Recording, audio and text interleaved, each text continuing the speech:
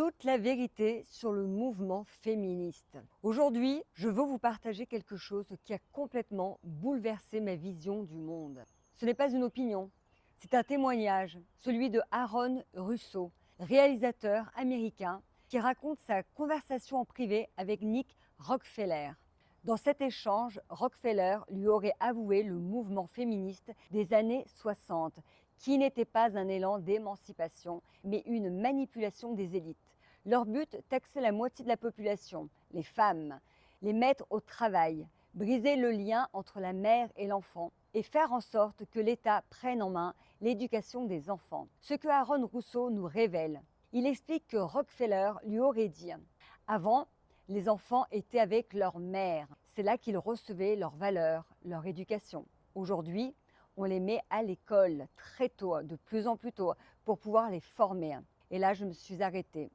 Parce que ce n'est pas juste une théorie. C'est exactement ce que je vois dans la société aujourd'hui. Pourquoi ça fait sens aujourd'hui? L'école devient obligatoire de plus en plus tôt.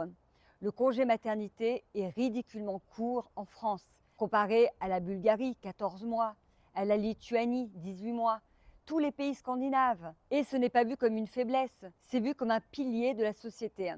Alors, quelles sont nos valeurs ici aujourd'hui? Pourquoi a-t-on fait croire à des millions de femmes que rester auprès de leur bébé, c'est de ne rien faire?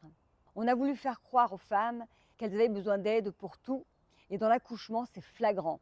J'ouvre une parenthèse. Une femme en parfaite santé, en pleine possession de ses moyens, on va lui dire « vous allez avoir besoin d'une péridurale ».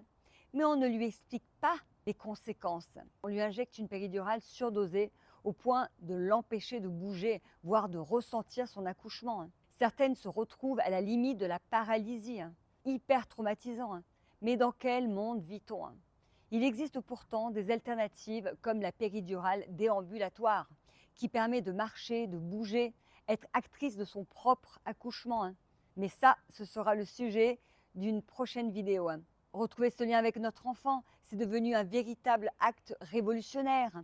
Car dans un monde où tout pousse à la séparation, à l'efficacité, à la productivité, choisir de rester en lien et d'écouter son instinct maternel, de faire confiance à son bébé, c'est un acte de résistance. Conclusion.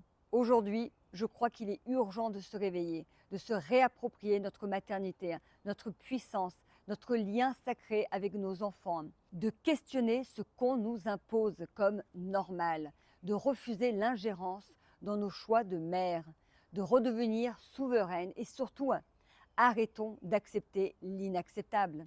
Si ce message te parle, abonne-toi à cette chaîne, like, partage et envoie cette vidéo à une maman qui a besoin de l'entendre. Si tu veux aller plus loin dans la reconquête de la puissance maternelle, je te propose un accompagnement complet pour vivre une grossesse consciente et un accouchement libre, une parentalité positive ancrée dans les vraies valeurs. Le lien est dans la description. Je t'y retrouve avec tout mon cœur de maman.